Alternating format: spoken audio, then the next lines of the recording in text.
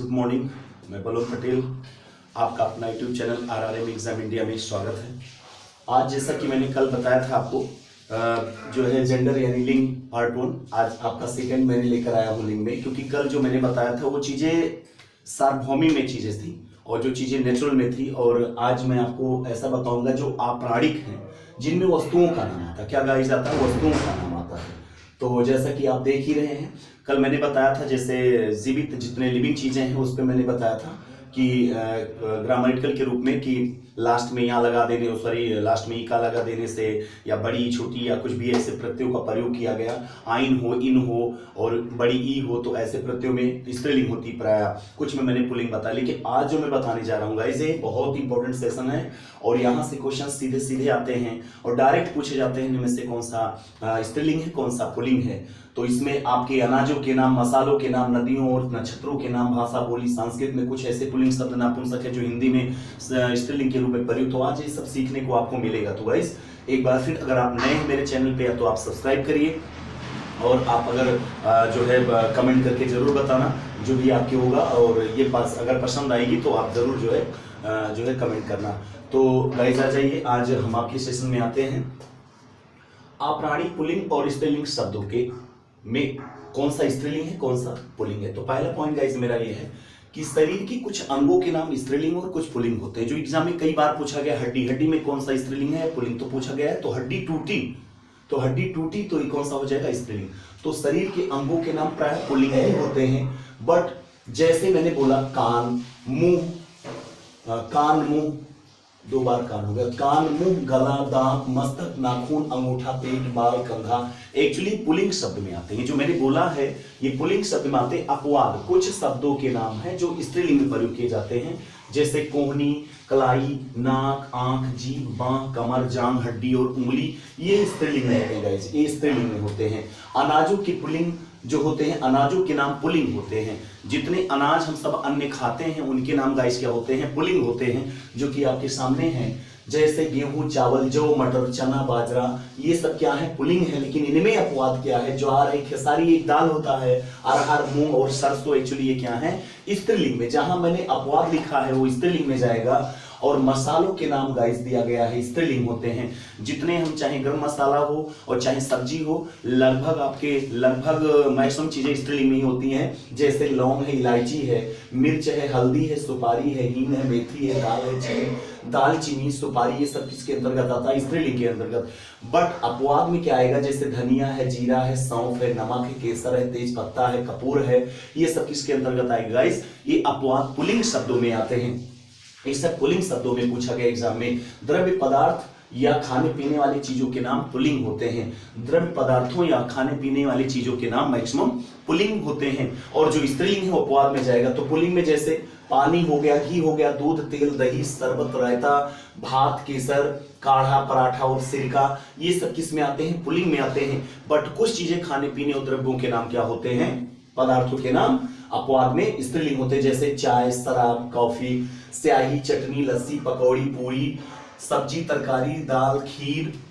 अगर धातुओं की बात की जाए तो सभी धातुएं पुल्लिंग होते हैं, बट चांदी छोड़कर, क्योंकि चांदी को धातुओं की रानी कहा जाता है गाइस।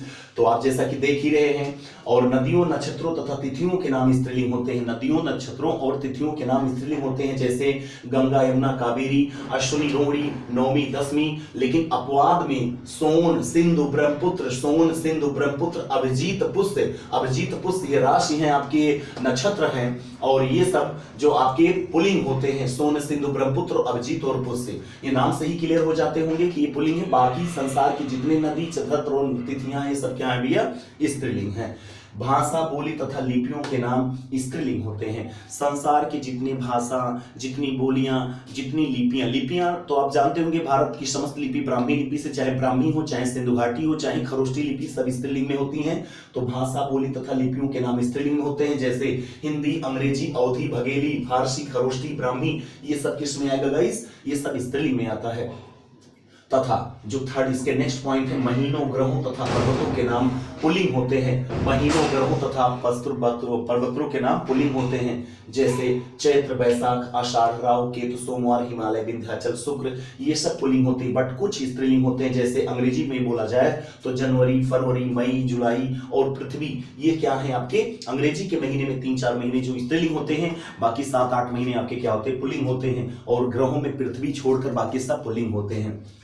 संस्कृत के कुछ पुल्लिंग तथा नपुंसक लिंग शब्द हिंदी में स्त्रीलिंग के रूप में प्रयोग किए जाते हैं। ये इंपॉर्टेंट फैक्ट है, संस्कृत के कुछ पुल्लिंग और नपुंसक हिंदी में स्त्रीलिंग के रूप में प्रयोग किए जाते हैं, क्योंकि संस्कृत में 3 लिंग होते हैं, स्त्रीलिंग, पुल्लिंग और नपुंसक लिंग। जैसे मैंने बोला, अग्नि है, आत्मा है, संतान है, ऋतु है, राशि है, मृत्यु है, वस्तु है, कृपा है, दया है, घटना है, वेदना है, ग्लानि है, गति है, ये सब स्त्रीलिंग में प्रयोग किए जाते हैं। क्या बोले जाते हैं गाइस, स्त्रीलिंग में।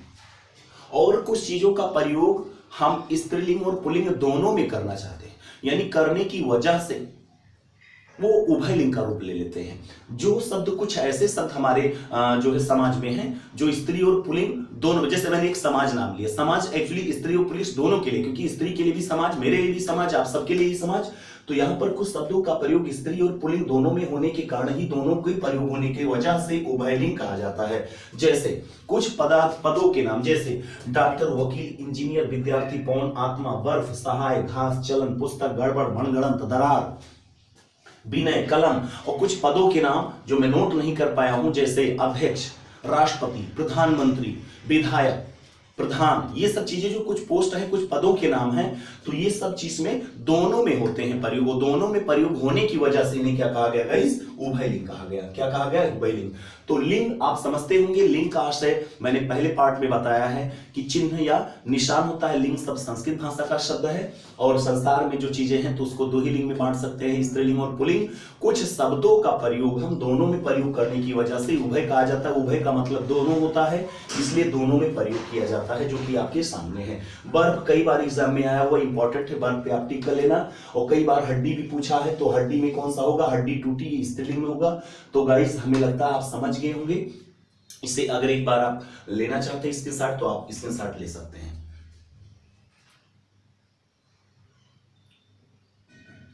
तो गाइस जैसा कि आप जान गए होंगे, बहुत छोटा टॉपिक था ये। मैं कल जो पार्ट 1 बोला था वो ग्रामेटिकल था, अगर कुछ पॉइंट छूट गए होंगे तो वो भी मैं बता दूंगा। बट 2 पार्ट में मैंने बांट दिया है, एक प्राणी और एक अप्राणी, स्त्रीलिंग और पुल्लिंग की पहचान कैसे की जाती है। तो ये सीधे सीधे एग्जाम में आते हैं कि शरीर के कौन से अंग स्त्रीलिंग है, कौन पुल्लिंग है, मसालों में कौन स्त्रीलिंग है, कौन पुल्लिंग है, अनाजों में कौन पुल्लिंग है, कौन स्त्रीलिंग है, नक्षत्रों में कौन है, तिथियों में और नदियों में कौन है। भाषा बोली लिपियों का तो प्रायः पुल्लिंग ही स्त्रीलिंग में ही होता है। महीनों, ग्रहों, पर्वतों के नाम पुल्लिंग होते हैं। संस्कृत के कुछ पुल्लिंग और नपुंसक जो हिंदी में स्त्रीलिंग में प्रयोग किए जाते हैं, ये सब मैंने डिफाइन कर दी है। इसे आप अच्छे से देख लेना और इसे नोट्स बना लेना, और सीधे सीधे एग्जाम में यहां से पूछे जाएंगे। बाकी ग्रामेटिकल जो मैंने पार्ट 1 में डाला है गाइस, जिसे देख लेना। अब इससे ज्यादा आपके लिंक से नहीं पूछे जाते हैं। 1 से 2 क्वेश्चन वनडे एग्जाम में टेट, सीटेट या सुपर टेट में पूछे जाते हैं, तो आप देख लेना ध्यान से, क्योंकि लिंग वचन कारक से आता है। अगला जो सेशन मेरा होगा वहां वचन से मैंने दूंगा। जो नंबर है ये मेरा जेंडर खत्म हुआ, क्योंकि संज्ञा को क्वालिफाई करने वाले 3 ही होते हैं, जो कोटियां कहा जाता है, और जो लिंग वचन कारक, जो कि मैंने बता दिया गाइस। तो मुझे उम्मीद है आपको समझ में आ गया होगा। तो कुछ चीजें ऐसे होते हैं गाइस, जैसे आइन, कुछ प्रत्ययों जो जुड़े होते हैं हम नहीं समझ पाते हैं, तो पेपर में कभी कभी हम नहीं जानते हुए गलत होने के चांस हो जाते हैं। तो उसमें क्या करते हैं, कुछ प्रत्ययों के नाम, कुछ प्रत्यय ऐसे हैं जैसे आइन है, इन है और आनी है और ई है, अगर इका है, ऐसे शब्दों का अगर प्रयोग किसी शब्द में हुआ है तो प्राय मैंने बोला था स्त्रीलिंग में होगा। जहां इकारांत या इकारांत शब्द होगा वो स्त्रीलिंग में ही आता है।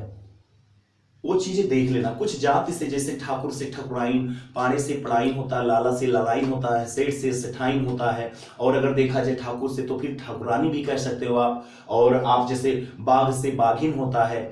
और तो ये सब चीजें कहीं ना इन है, आइन है, आनी है, ई है, अगर ऐसे शब्द आप में आते हैं तो प्राय स्त्रीलिंग में ही आता है, ये प्रत्यय होते हैं। तो जहां इकारांत और इकारांत शब्दों से मिलकर बना होगा प्रत्यय के रूप में, तो प्राय स्त्रीलिंग में होता है। ये पहचान हम कर लेते हैं। बाकी जो मैंने दे दिया है यहां से एक विस्तार मैंने दे दिया है, अगर आप चाहोगे तो यहां से क्वेश्चंस आपके सीधे सीधे क्वेश्चंस पूछे जाते हैं और इसे आप नोट कर लेना दोस्तों। और यहां से जो क्वेश्चन आपके आएंगे पहले वाले पार्ट में अगर पूछा जाएगा ग्रामेटिकल में तो बहुत बार कवि का आया है कवित्री, विद्वान का विदुषी आया है और साधु का साध्वी आया है, महान का महती। ये क्वेश्चंस पूछे जाते हैं एग्जाम में, अर्थों के अकॉर्डिंग होते हैं ये। बाकी समाज में हम डॉक्टर को डॉक्टराइन कहते हैं, बट ये इट इज रॉन्ग, गलत है ये। डॉक्टर का महिला हो चाहे पुरुष हो दोनों में प्रयोग किया जाता है। ये प्रोफेशन है, ये पदों के नाम है, पोस्टों के नाम है, तो इनमें कभी हम लिंगवचन के आधार पर नहीं, ये दोनों में प्रयोग करने की वजह से इन्हें उभयलिंग कहा जाता है। तो गाइज मुझे उम्मीद है आपको पसंद आई होगी, अगर पसंद आया होगा तो जो है आप लाइक और जो है कमेंट करके जरूर बताइएगा और शेयर करिए वीडियो को। और आप नए हैं तो RRB एग्जाम इंडिया का जो आप इस चैनल को आप सब्सक्राइब करना ना भूलें और आप अच्छे से पढ़ते रहिए और मैं आपके स्वस्थ की कामना करता हूं। आज के लिए इतना ही, धन्यवाद।